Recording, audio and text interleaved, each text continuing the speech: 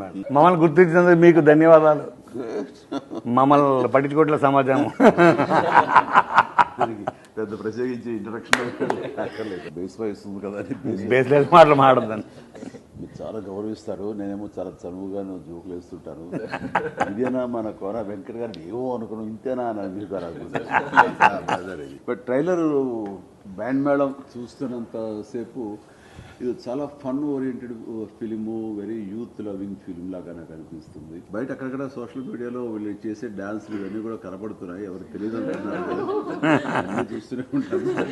కోన వెంకట తనకు ఉన్నటువంటి ఎక్స్పీరియన్స్ తోటి దీనికి అన్ని రకాలుగా కొంచెం జాగ్రత్తలు వహిస్తూ మీరు అనుకున్న అది ఖచ్చితంగా రాబట్టే విధంగా తన ఇన్పుట్స్ ఉంటాయని నాకు తెలుసు. Plus Satish director, young director, తను చూస్తుంటేనే చిన్న డైలాగులు పనిచేస్తూ అవి ఉంటూ ఫన్ ఓరియంటెడ్గా ఉంటుంది. ఇలాంటి సినిమాలు ఎప్పుడైనా సరే సీరియస్గా చెప్పాలని ప్రయత్నం చేస్తే చూద్దాంలే అబ్బాయి ఎంత సీరియస్.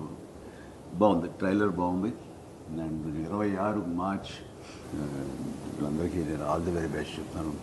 ఈ సినిమా ఖచ్చితంగా పెద్దగా మన ప్రమోషన్స్ ఏమీ చేయక్కర్లేదు, నాలాంటి పెద్దగా చెప్పనక్కర్లేదండి. Very happy.